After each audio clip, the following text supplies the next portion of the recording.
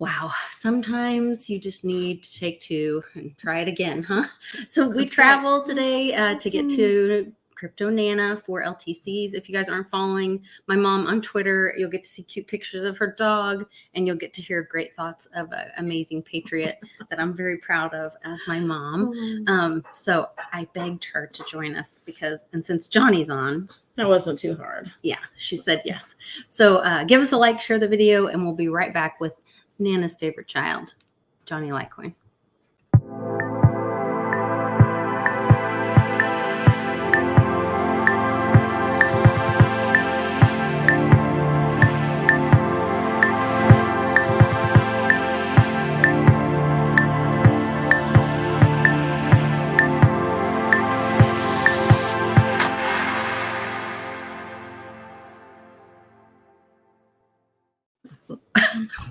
So the dog decided to take a nap, but Mom's excited to see you, Johnny. So welcome to excited to see you too, Nana. Yeah, it's great. Long time. Yeah, thanks for joining us tonight. Well, it's fun. Yeah. And we had a long trip, so I'm starting happy hour just a little bit early, but I'll have another happy hour with Westwood tomorrow. It's kind of late, I think. Oh, you're starting to have it's kind of late for to be starting to having a drink, so you're good to go for a Thursday. For Friday. Yeah, I'm just starting a whole day ahead. I'm planning ahead. We're gonna have a day of there's a huge highway antique sale. Yeah. What do they call it? Highway 71 I think that was today and tomorrow is the Highway 71. And then there's a Highway 64 one over the weekend, I think, or something. There's a couple of them. And I saw some new antique stores as we drove through old downtown Fort Smith. So I was like, ooh, guess what we're doing, Mom? So have you been finding some cool stuff? Oh, yeah. Oh, yeah. Now I've got Mom in doing it. She'll send me pictures. She got this really great Marshall pottery. I don't know if it's a pie plate or a snack tray. But anyway, it's signed by an artist, and it's Marshall pottery. And my Goodwill stop before the doctor's appointment. I got a trainer to only go on senior day, though, so you get all the discounts. Right? Yeah, you have to go on Wednesday to get the discounts. That's why I bring Charlie, and so he gives me a discount. Oh well, but I need some new or I need some more silverware, and I was thinking about it. I'm like, I should get actual sterling silver pieces. Why not be using? You should. And a great place to look for that is on Facebook Marketplace. Okay. People will get it because they have half of their mom's or grandmother's set, or they don't know, they don't want to polish it. They don't want to mess with it, but you do not have to polish it. If you use it, you can even run it through the dishwasher.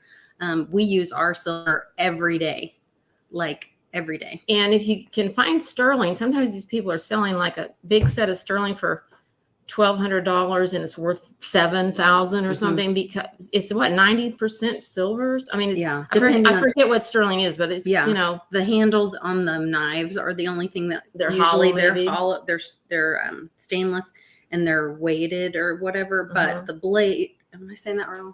The blade is stainless. Yeah, the handle's sterling. I believe sterling's 92.5%. I think it is. I think it was over 90, but I couldn't remember.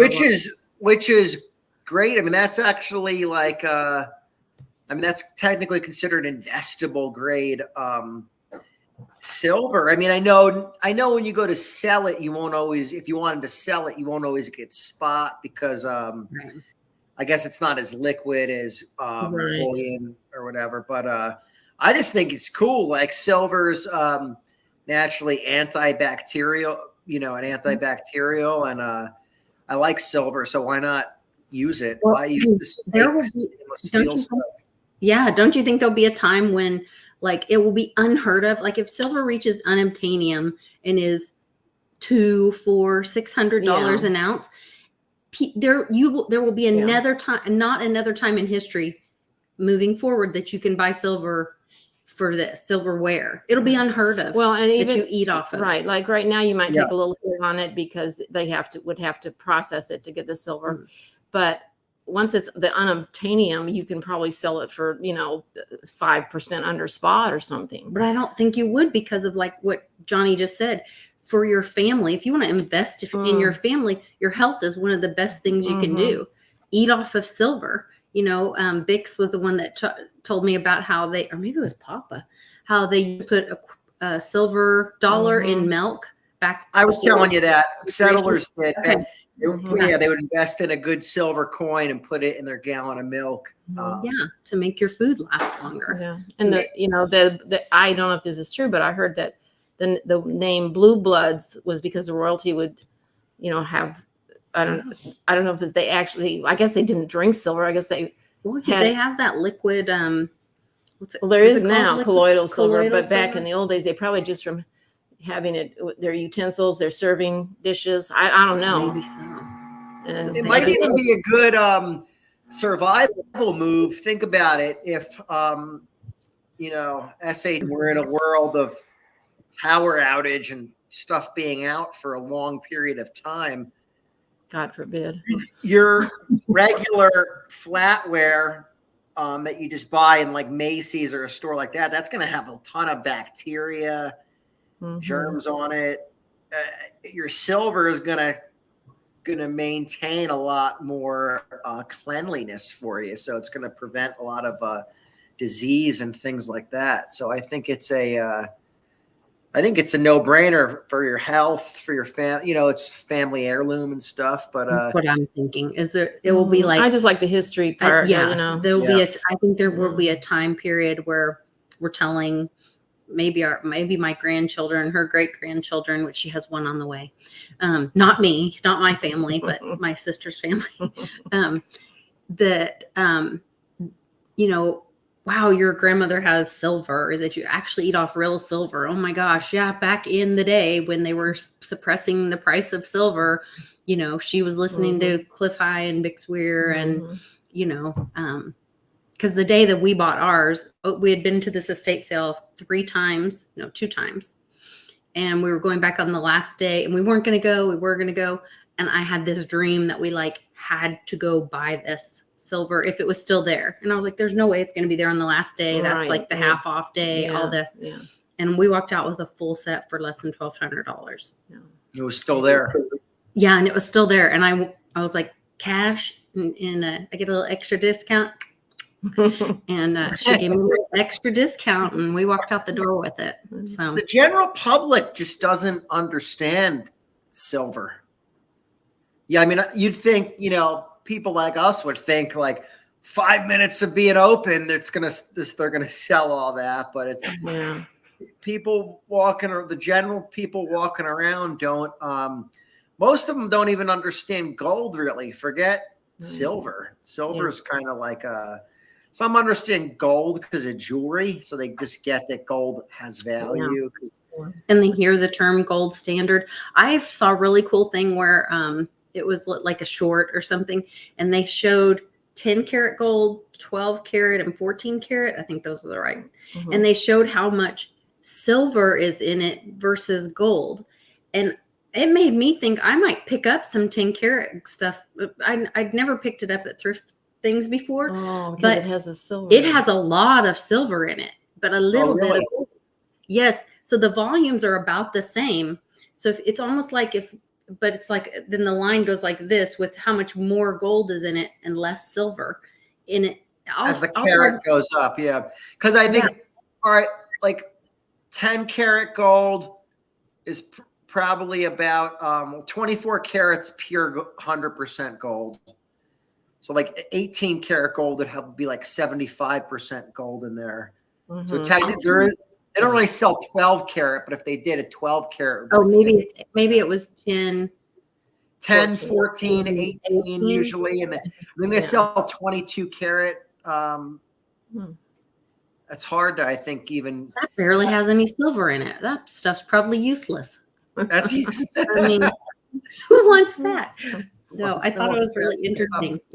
When you get educated about this stuff and understand like the use case of silver, it does really change your mind on how you look at things, how you value them. Exactly. So interesting. You mentioned gold though. I did want to bring up that Zimbabwe launched their gold backed dollar. And I wondered, you're in the payments world and understand all that transaction What do you think would happen? First of all, how do you feel about the gold-backed Zimbabwe dollar? Do you think people will trust it or have faith in it? Do you know anything about how it works?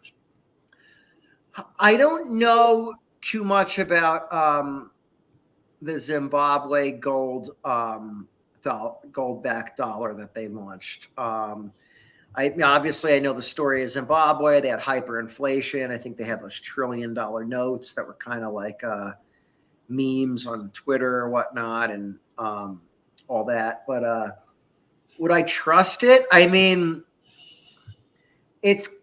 has more trust in my mind than just a fiat currency. At least they're saying, hey, it has some type of backing of a commodity. So I think that's good. My question for a lot of this stuff is, how do we prove they actually have the gold? And that's the reason why I like Bitcoin, Litecoin, and cryptos over gold, I guess, or like a gold standard, because how do we really trust that these people have it? Because it is a central bank that's launching. And that may be the explanation. Yesterday in Twitter, or well, X, Cliff, and I was just scrolling trying to find it. He referred to that Zim or whatever it is as a scam. And I thought, what? It's gold backed. I thought that was good, But it's issued by a central bank. But it may be that very thing. They don't have the gold. They're just saying they do. I mean, who knows? Right. Who knows? And that's why, it's hard. Like, when silver, written in the Constitution, is a certain amount of weight in silver equals $1. I think we've talked about it. It's like 0.7734 of an ounce. And I think they actually list it as grains of silver is how grams, maybe. I think back then, I think they listed it as grains. In the Constitution. Yeah. In the Constitution, it's written in there a certain amount of grains of silver equals $1. So I like the idea of silver coins floating around, because you get silver. They're not necessarily saying it's backed. They're saying it is a Morgan dollar. When we had constitutional quarters, dimes, and half dollars, they had silver in them. Backing to me is alarming. I bet you I think the reason why the dollar came off the gold standard officially in 71, but people couldn't redeem their dollars for gold before 71. It was just countries were able to do that. But either way, so officially in August 15th, 71, and they blame France. They say, well, France was trying to repatriate their gold and get it back, and then it was too much. And I think Nixon said to protect against the speculators or something like that. Well, what if that whole thing wasn't going on and they weren't trying to get the gold back?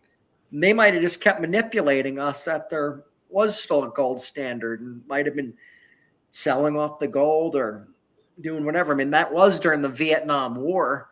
So was it because of the Vietnam War, or was it because of France, one country, asking for their gold back? Wow. It would make more sense to me. It was from military spending due to the Vietnam War, because France is one country. They're not nearly the size of the U.S.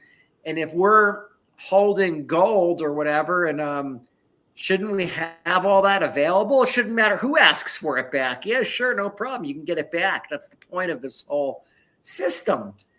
So that was kind of, how that played out to me seemed like a little sketch. A little sketch, you know what I mean? Westwood says, can you exchange it for gold? And so I just quickly looked at an article that I shared on our Telegram, which you can join our Telegram for free in the description of this video. ZIG will operate alongside a variety of other currencies that the central bank would implement a market-determined exchange rate. So that doesn't sound so very direct to me either. No, then the thing is too, they might say, yeah, you could redeem it for gold, and then can you really? Like, what's the process to do that? They might say technically on the books you can, and then make you go through all these hoops and then make you seem like a criminal if you want to get the gold. Mm-hmm.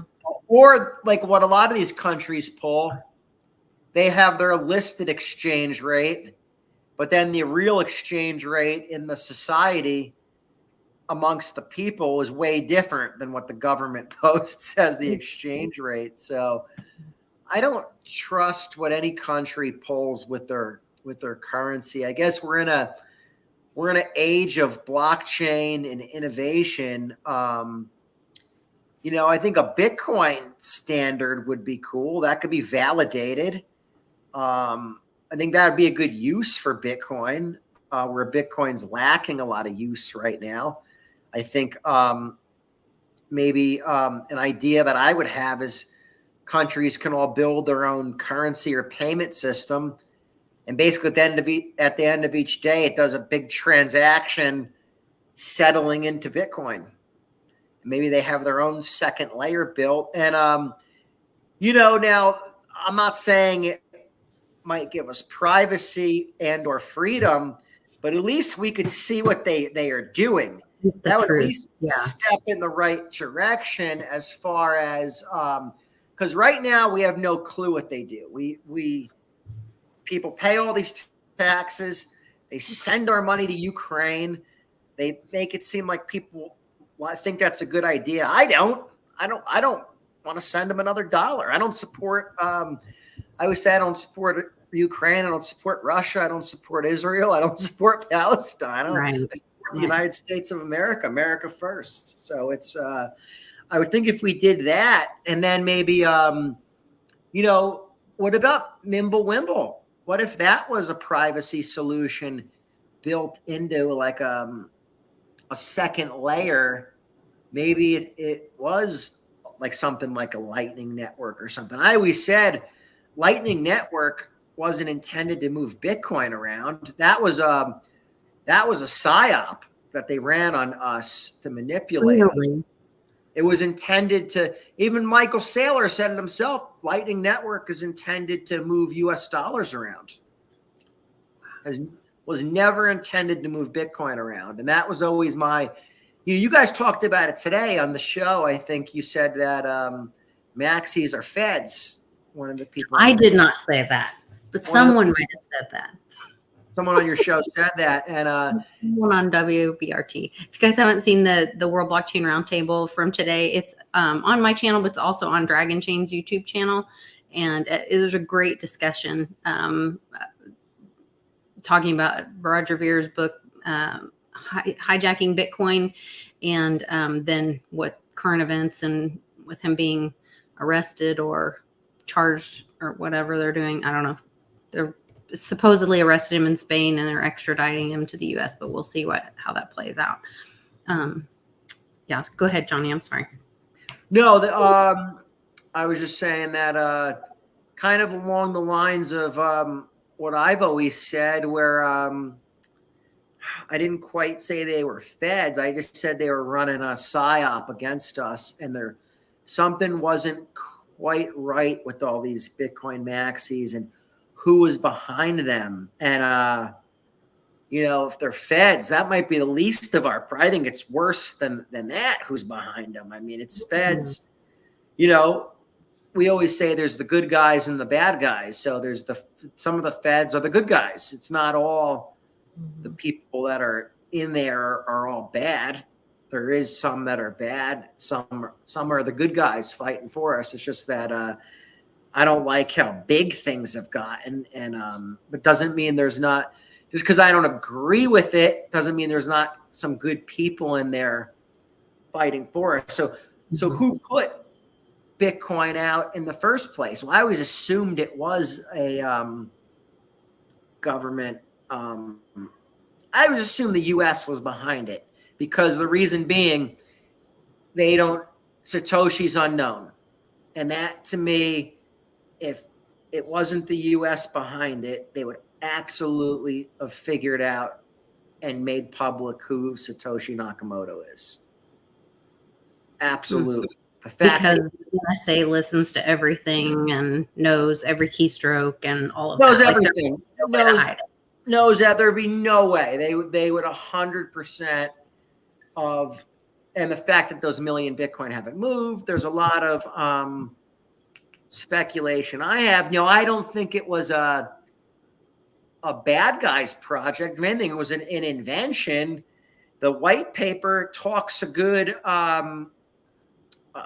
language, a good story. So I think it was put out by the good guys, and then kind of like, is that Veer's book, Hijacking Bitcoin, I believe? Mm-hmm. But, it also wasn't Vic's the one talking about Greenspan and all that. He was the original computer guy, and he was a gold guy. And so he has been part of something that ended up creating this Bitcoin thing because he knew we were, in a death spiral.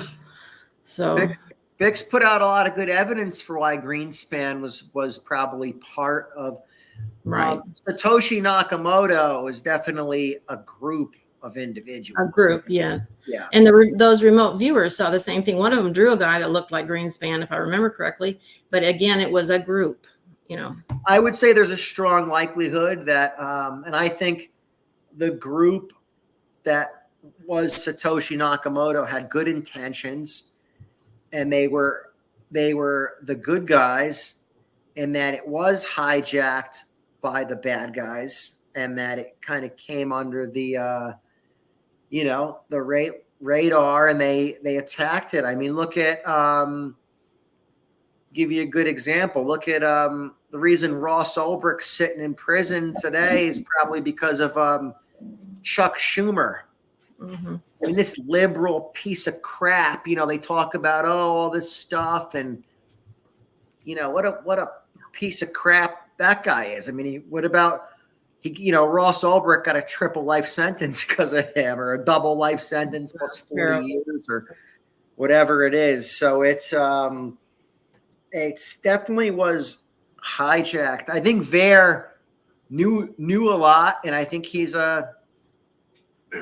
knows a lot about what went on. And I think I don't think it's a coincidence that he was indicted and around the time that the book came out, and also the same day that Coinbase launches Lightning. Yeah, well, I think all the dominoes. It looks very controlled. Whether you say it's the good guys or the bad guys, the timing of everything. They put CZ in jail for 4 months. They're slapping hands and taking names and lining things up to roll out whatever way. And I don't know how much of it is good guys and bad guys, but I just know it's a big club and we're not in it kind of thing. And we're all going to pay the price of it. 100%. My feelings, I think all these people are kind of against us. It's one big club. We're not in it.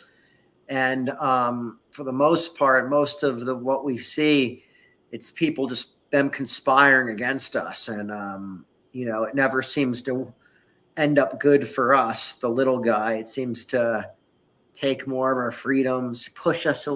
They're just nudging us. They're just nudging us a little bit more down the road. And it's sad what happened to Bitcoin, how the narrative got so hijacked, and the infighting, the maximalists, NFTs and meme coins and FTXs of the world. And we were doing good as far as adoption went, and now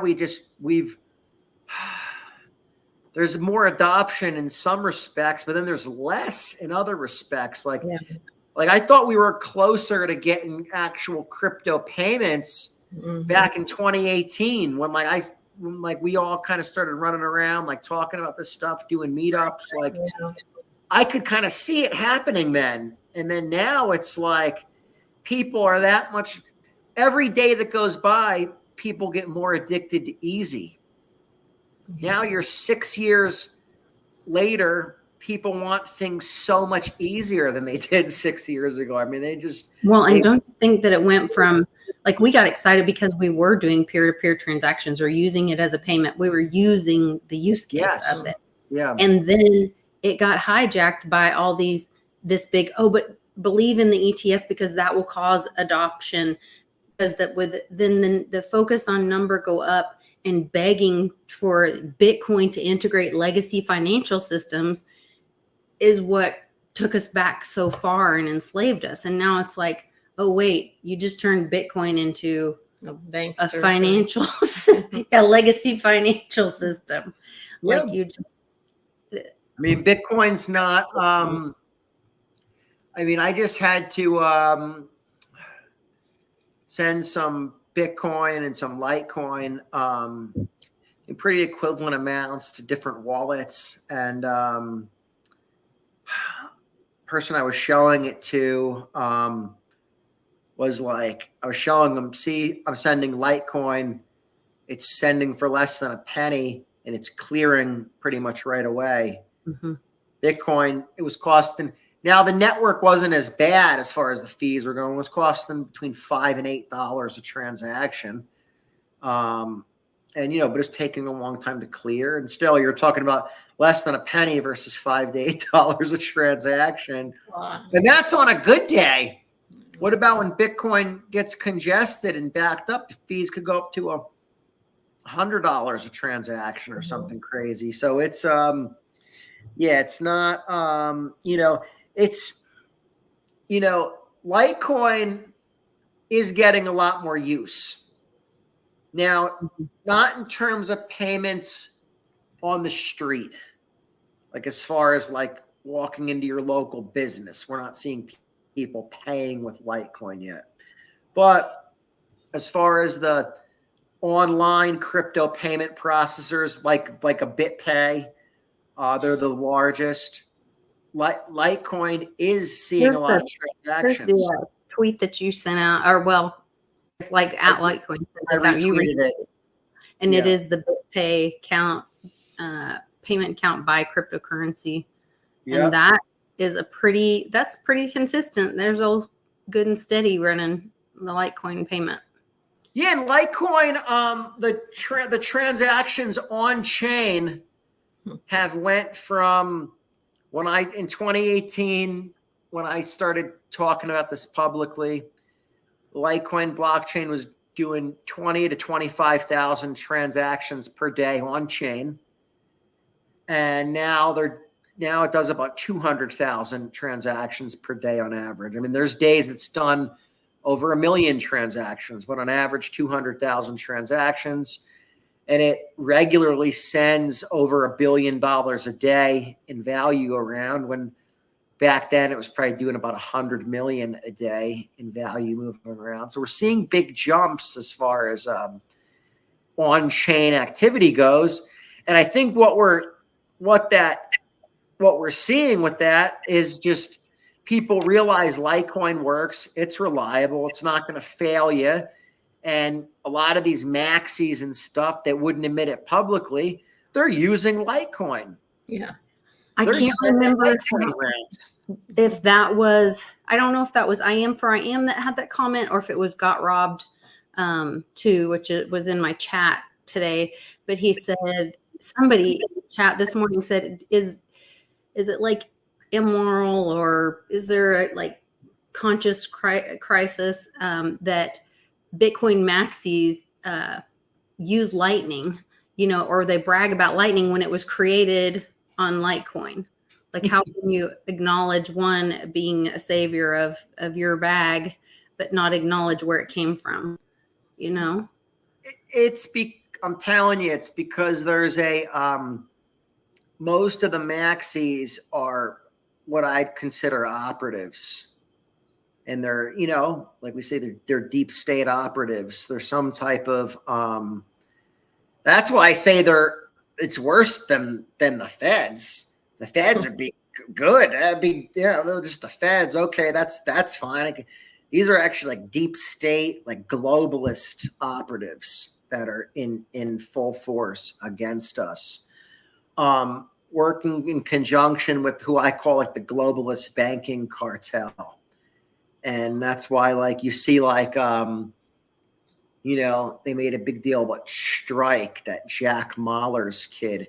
If people don't question him, you know, what is that expression? I got a bridge to sell you somewhere. How does that go? Brooklyn, right? Yeah. Yeah.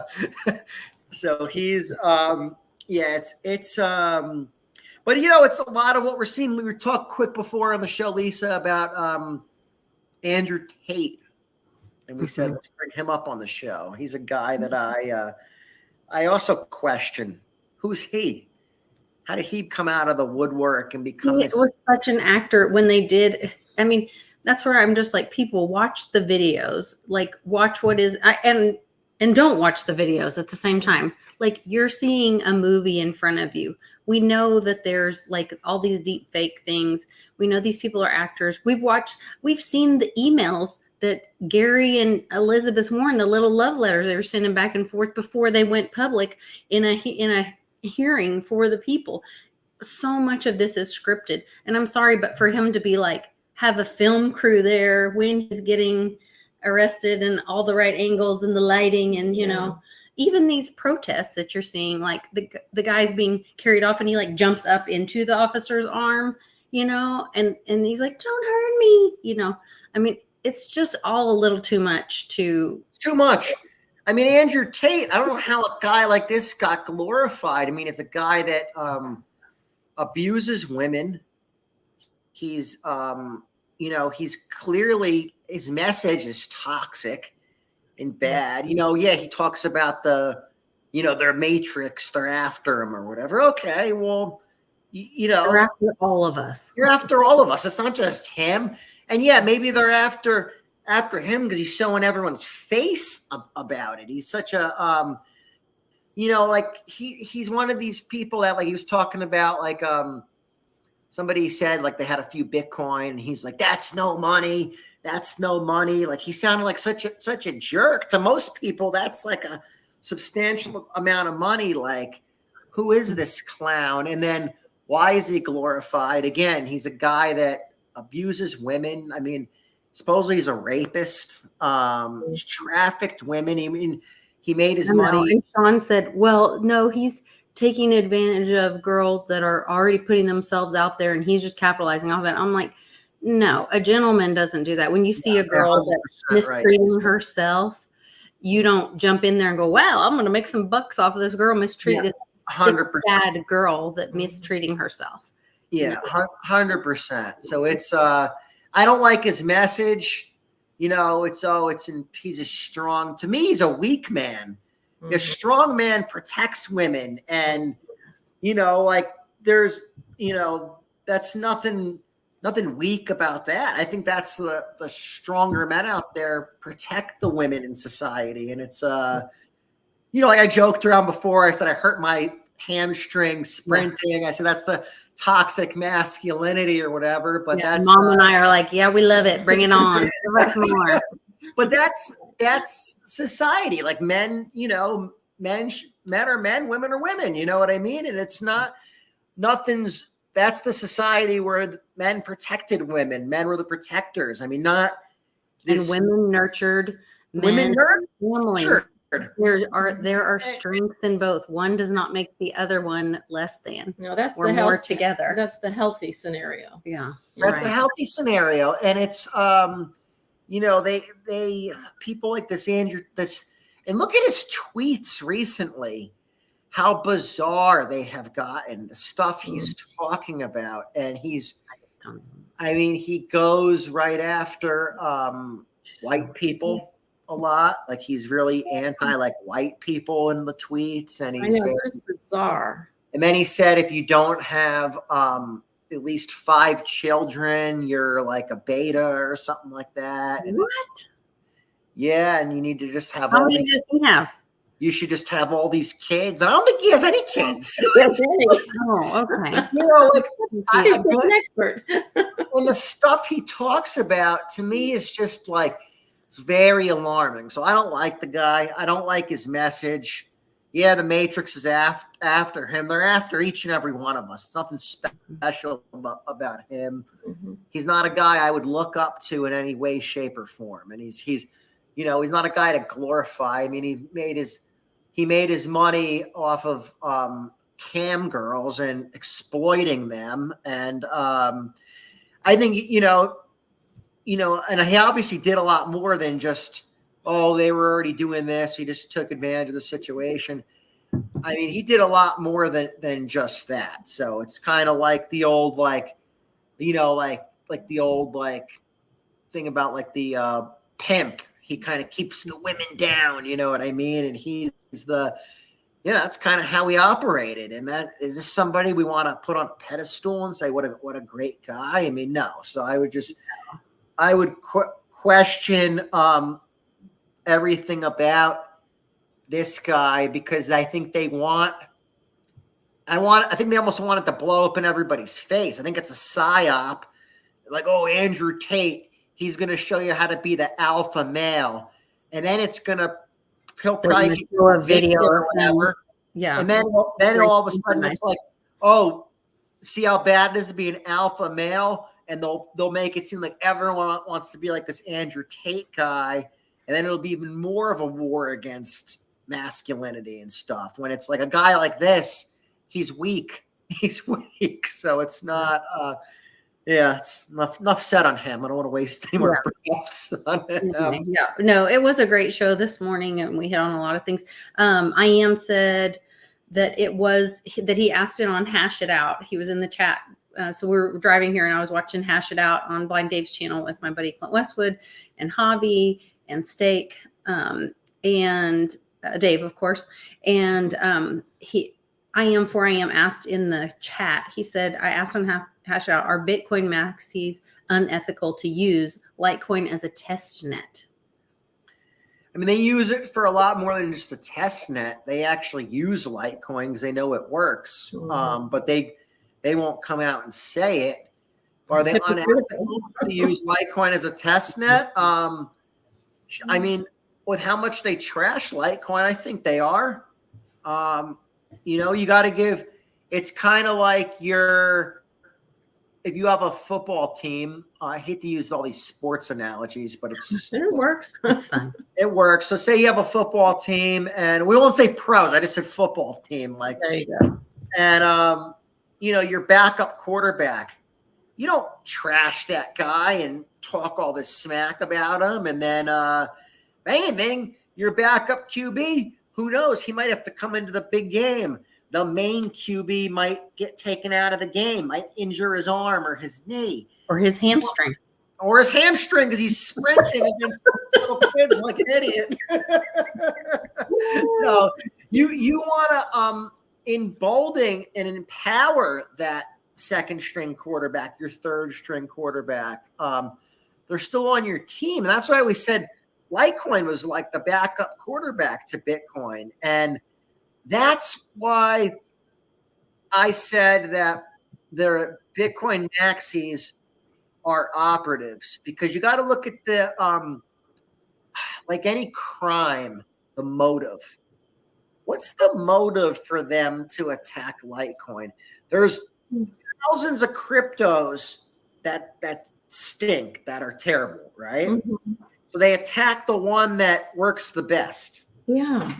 Yeah, that's bizarre. But it's the one that's the most threatening if everything goes to zero. If it's just about use case and we need something to protect our First Amendment to be able to send messages, we need Litecoin. It's the better Bitcoin. Yeah. Yeah, 100%. And it's so it's bizarre. Let's talk real quick, Lisa, about making money with what's going on. So I'm all about freedom and about making money. I want to do both. I always said it's not one or the other. I want both. There's nothing wrong. That's America. There's nothing wrong with wanting to make money in America. That's the point of America, right? But right. I don't want to make money at the expense of losing freedom and selling out either. So I want to keep my principles, do the right thing. And then while I'm doing that, I want to make money while I'm at it. I think that's a win-win for everybody. So how I look at it is, and it's not making, when I say making money, it's not making fiat. No, It's you're about, adding value to your ecosystem. I want to have more value than fiat that I put into the system. So if I put 20,000 in fiat in, I want 40,000 in value. I don't want to go the other way. I don't want to put 20,000 in and have 10,000 in value. So right now, the market's been dropping. Everybody that called, each and every one of us, which we know we've had those people that reached out to us in the last month or two, hey, should I buy Bitcoin? Should I buy Bitcoin? And they bought at $70,000. I think that's when I started getting a lot of inquiry and calls. And Bitcoin is at 70,000. People say, do you think it's a good time to buy now? I always tell people, yeah, sure. You know, if you're sitting on zero, sure. But you're holding dollars. Yeah, get rid of those. I reach back out to those people right now and tell them, look, now's your chance. The price, oh, I don't want to buy now. I say, look, you don't want to buy now. You're not doing it right. You buy all the way down to the bottom. And, oh, is this the bottom? You better buy and then hope it goes lower again. Mm-hmm. And you're going to buy again and then hope it goes lower again, because you're going to keep buying all the way down. And then when it turns around, you're going to be like, wow, I have a lot more value than I put in. How did that happen? Well, because I bought on the way down instead of buying on the way up. And then if you buy on the way down, you're always going to make money. If you buy on the way up, you'll make money probably in the long run. You have to wait out a lot of cycles. But if you want to make money in like the short to medium term, you buy all the way down. You buy all the way down. Buying it when it's on sale because it's falling. You know it'll recover and go Think more. About it all right. So say Bitcoin. Say you're doing. Say you're putting in $1,000 at a time, right? And that's $1,000 at a time. That's not too shabby. That's a lot of money to be throwing at Bitcoin every time you buy. Right? But let's just use that for a round number. You're putting $1,000 in every time you buy. Now, if you bought at 70,000, you put $1,000 in, you probably got 0.015 of a Bitcoin for $1,000. Well, if you buy at $50,000, you get 0.02. That's a big difference. That is. So if you buy all the way down, you're getting more the lower it goes. That's the whole point. You're getting more real estate. You're getting more value. And it's like, look at real estate investors that made money. You think they made money buying overinflated markets? When everything crashed and there's blood on the streets, they bought and they made money. And people say, well, you know, Johnny, when would I buy another house or investment property? I said, when everybody in this area says, don't buy real estate, it's the worst thing in the world. Look at the prices. TV's telling us it's the worst thing to get into real estate. That's what I'm going to look to buy. When TV tells everybody it's the worst thing in the world to get into, Johnny Moore is a buyer. Mm-hmm. A buyer. That is some good advice. Yeah, that's some good advice. Well, and that's also about like changing your perspective on where you're placing your value, because that one, instead of looking at, oh, how many dollars do I have? Wait, how much, if you're buying Bitcoin or Litecoin or whatever it is that you're buying on its way down, if you're thinking about, wow, my dirty fiat is able to buy more of this solid hard asset, you should be excited about that. And let's use Litecoin as an example. Say $1,000 into Litecoin. Say when Litecoin was pumping up last month, what did it hit? About $110. So Litecoin at $110, $1,000 in. Yeah, I don't know. Is going to get you 9 Litecoins. Now Litecoin's at $80. $1,000 on an $80 Litecoin is going to get you 12.5 Litecoins. Wow. So you're talking 3.5 Litecoins difference from buying now from buying then. Now, if you bought then, you absolutely have to buy now. If you don't buy now, you're not doing it right. You know what? Keep all your money in the bank. Good luck with your CBDC. Good luck with your social credit score. Good luck getting your food rations from the government in the future, and good luck eating bugs. I mean, we really can't help you. So 3.5 Litecoins. Say Litecoin goes to $1,000 a coin, which a lot of us are saying Litecoin's going to go to $1,000 per coin at some point in the hopefully not too distant future. Yeah. Now, 3.5 Litecoins difference, that's $3,500. That's a substantial amount of money. I mean, now that's what we're talking about. You get more for your money. And then when the price turns around, now all of a sudden you buy all the way down and the price pumps up 20% or 30%.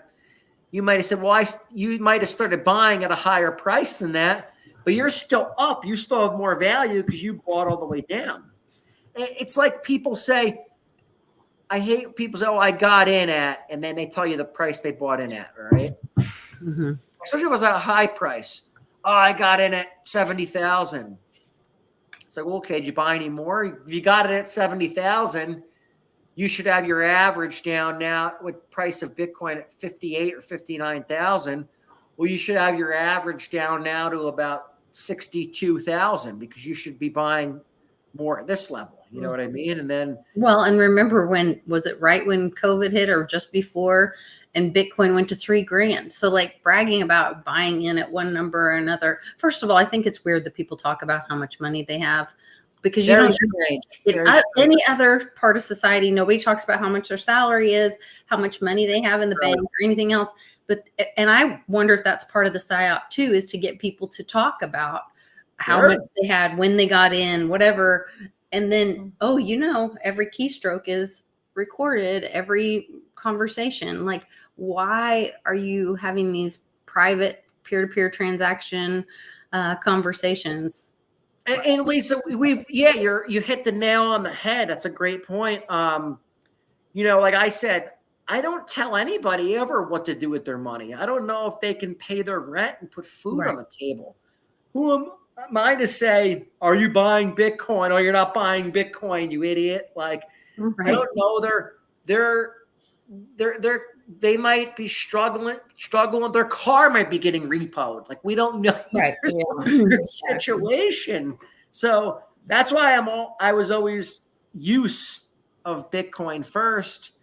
And I don't tell anybody to, like, unless the people have asked me and they've said, hey, I want to buy this and that, then those are the people that you'll reach back out to. You don't shout from your Twitter and tell people, like, you better be buying Litecoin or Bitcoin. It's like, well, they might have lost their job. We don't know their situation. So it's, you're right, Lisa. Is that part of the PSYOP? Get people talking about it. Get them opening their big mouths. I really think it is. I think all this, like, banging on your chest about how long they've been in it. I mean, you can be driving for 30 years and have 0 wrecks, or you can be driving for 10 years and have, I'm saying that the opposite way. Drive for 30 years and have 30 wrecks, but you could drive for 5 years and have 0 wrecks, and who would you say is the better driver? Well, just because they were in it. I've been driving longer. I guess if you survive that many wrecks, maybe you're a driver. But this financial system is a train wreck, and we know that they've hijacked it for us to lose our privacy. So much of this is about privacy, sovereignty, our voice, and so to give that up, like Roger Vere's, I guess, to wrap it up and go back to Roger Ver, and is, we don't want to give up our privacy. We don't have to. There's no reason a government should be controlling our money, which is a tool that we use to exchange our energy and our labor with one another. When it's hijacked by a central party, central bank, or third party, then it makes us all a slave. Any form of money that is not peer-to-peer is a form of slavery. It is someone else controlling your energy for whatever period of time and being able to manipulate it. And so that's what we have to get away from. And that's what we have an opportunity to choose. 100%.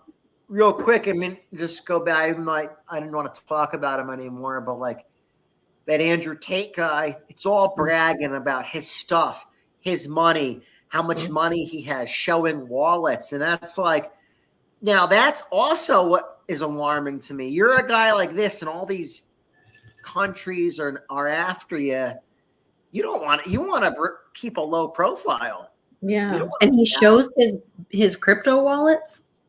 Yeah, crypto wallets, and talking about, he bought all these cars, he bought all this stuff, and it's such bragging, and it's such like such arrogance about it, and it's very alarming to me, and feel like it's part of the psyop, and that it's to get other people to want to do that too. You know what I mean? And it's hey, let's be like him, and let's I think he had a thing where people were paying him.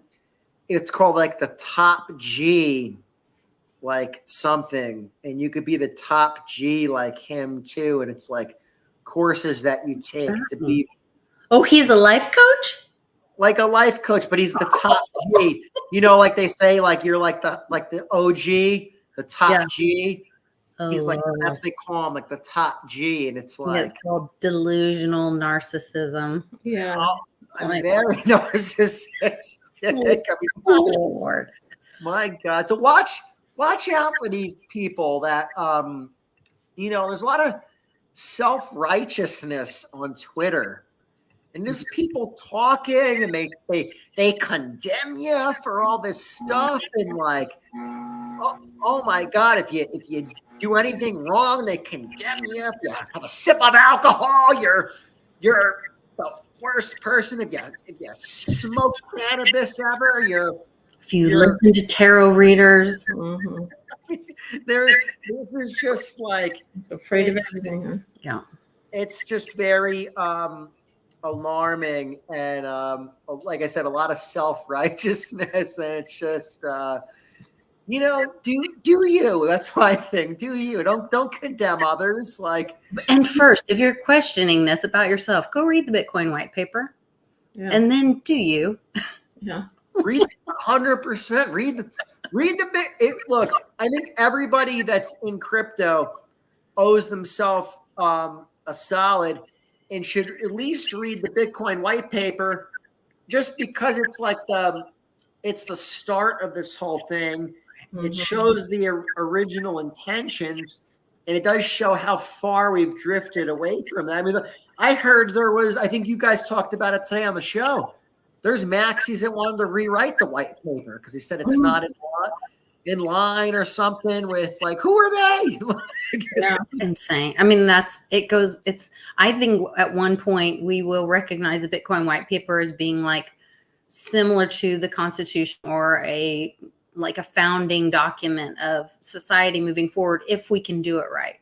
And maybe Bitcoin was a lesson and an opportunity for those of us to choose. Do you want to go back to the ETF hijacked system with the central bankers and the derivatives of Bitcoin or paper Bitcoin and all that? Then you can go on that road and live that. But they're true freedom-seeking individuals that don't give away their power, ask permission for their freedom or rights, God-given rights, are going to go this other way. And so I could really see it being like especially if we get into some kind of civil war situation.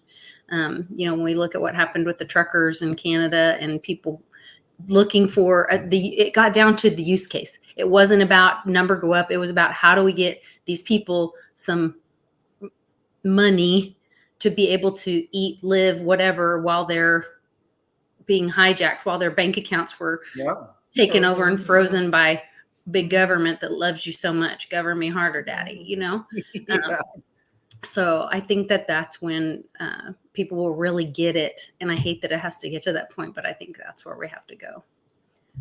Nothing else wakes people up. You have to, it has to hit people's doorstep before they wake up. You could tell people this stuff and they just think, I work in this stuff with money and payments. People say, "Oh, he's lying or he's sensationalizing it to push his Bitcoin or his Litecoin narrative," and they don't really do that. The banks, gee, my bank's so nice to me when I go in there, and they like, the lady at the bank's so nice, and it's like, yeah, the lady at the bank is nice. You think she's the one making these decisions? She works at the retail bank. Like, yeah, the people that work at the bank are nice. Like, I'm not mad at those people. It's the institution of it. So it's separate the people that work there from the institution. And just because you like the people that work there, recognize that the institution, the entity itself is bad. Yes, for sure. All right. Well, thanks again, Johnny. It was great seeing you, and always love seeing Mom's favorite child, the favorite sibling. Great show, Lisa. Thanks for coming on, Nana. It's always great to see you. Great to see you. All right. Thanks for joining us in the chat, you guys. Please remember to like, share, and subscribe if you're not already. Hopefully we can get our numbers up, get more of this great information out there, and get some people over to thinking about, freedom, liberty, all the good things. So see you guys tomorrow on Happy Hour with Westwood. Bye. Bye. No mechanism exists to make payments over a communications channel without a trusted party. What is needed is an electronic payment system based on cryptographic proof instead of trust, allowing any two willing parties to transact directly with each other without the need for a trusted third party.